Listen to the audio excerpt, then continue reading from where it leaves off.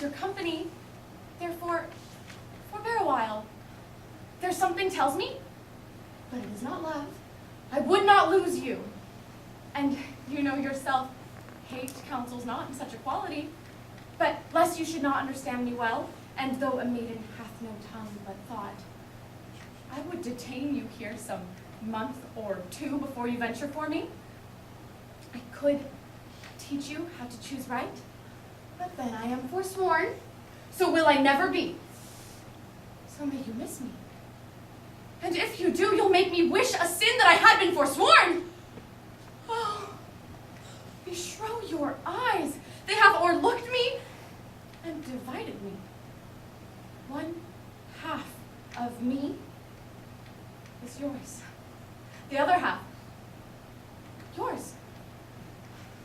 Mine own, I would say, but if mine, then yours, and so all yours.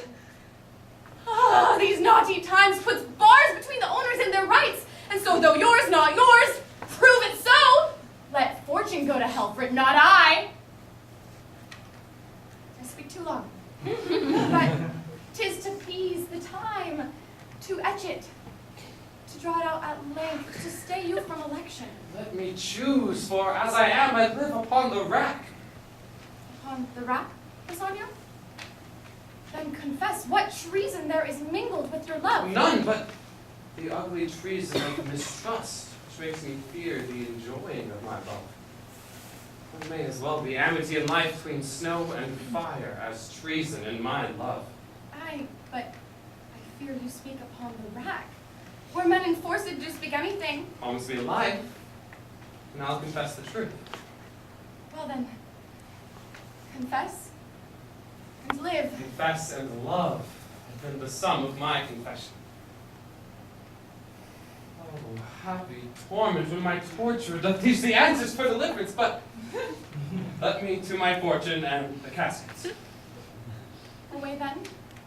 I am locked in one of them. If you do love me, you will find me out. Nervous and the rest stand all aloof. Let music sound while he doth make his choice.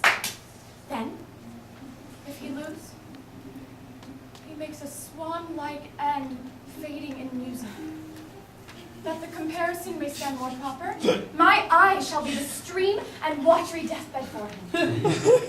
And he may win. And what is music then? Then music is even as the flourish when true subjects bow to a new crowned monarch. Such it is, as are those dulcet sounds in break of day that creep into the dreaming bridegroom's ear and summon him to marriage. Oh, now, with no less presence, but with much more love than the young Alcides, when he did redeem the virgin tribute paid by the howling Troy to the sea monster. I stand for sacrifice. The rest, aloof, are the Dardanian wives with the bleared visages come forth to view the issue of the exploit. Go, Hercules! Live thou, I live. With much, much more dismay, I view the fight than thou that makest the fray.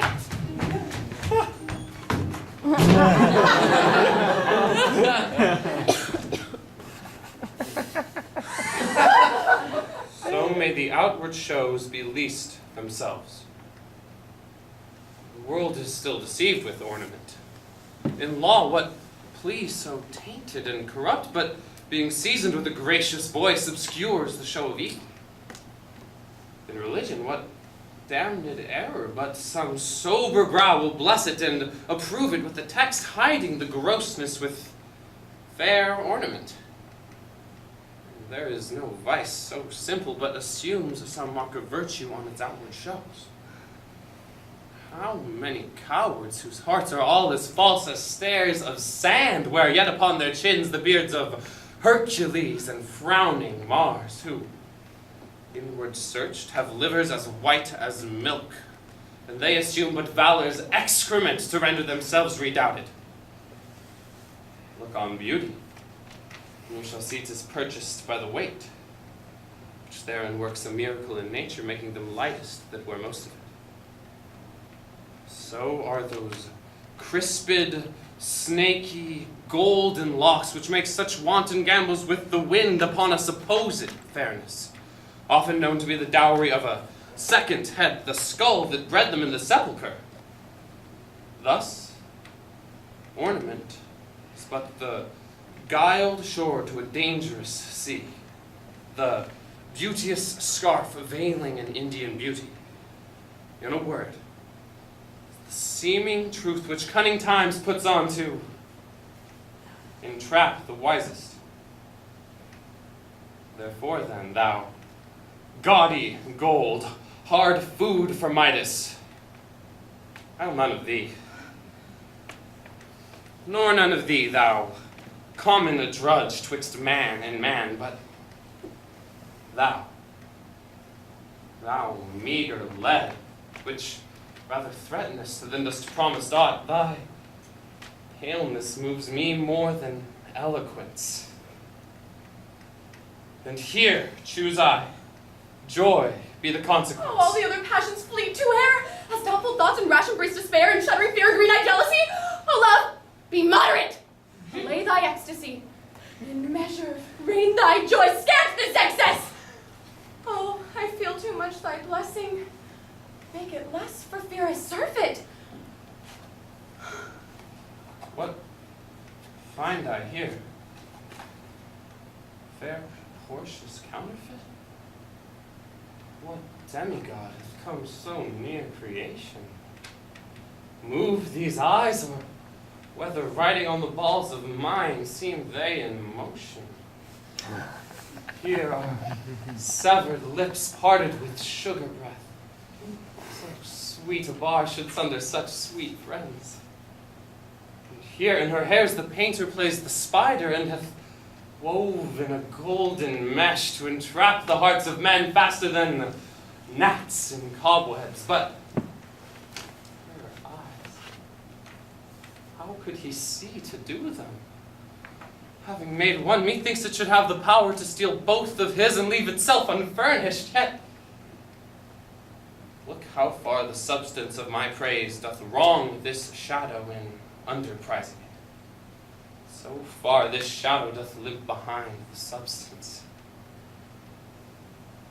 Here is the scroll, the continent and summary of my fortune. You that chooses not by the view, chance as fair and choose as true, since this fortune falls to you. Be content and seek no new.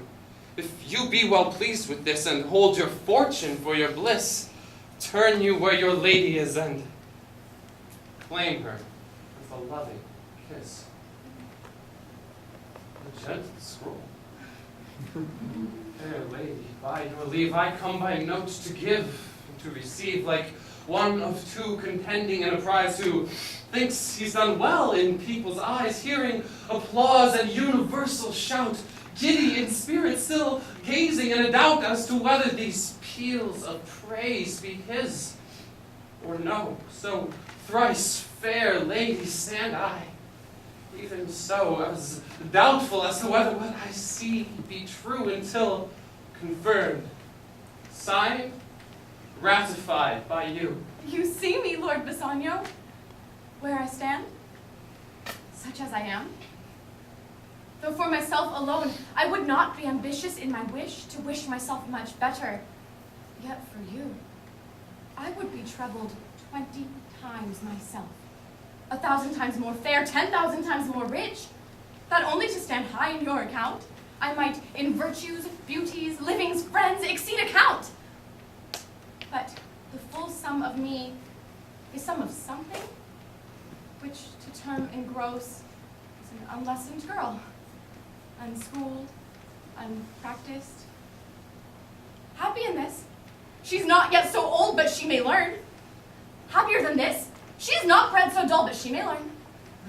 Happiest of all is that her gentle spirit commits itself to yours to be directed, as by her lord, her governor, her king. But now, I was the lord of this fair mansion, master of these servants, queen o'er myself.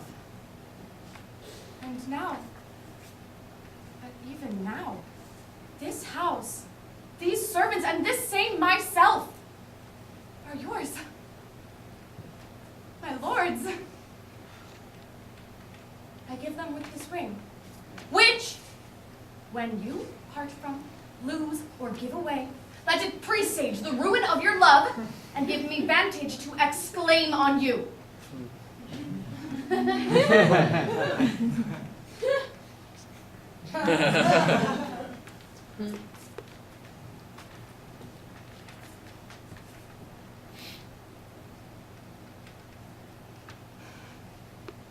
Oh, madam, you have bereft me of all words.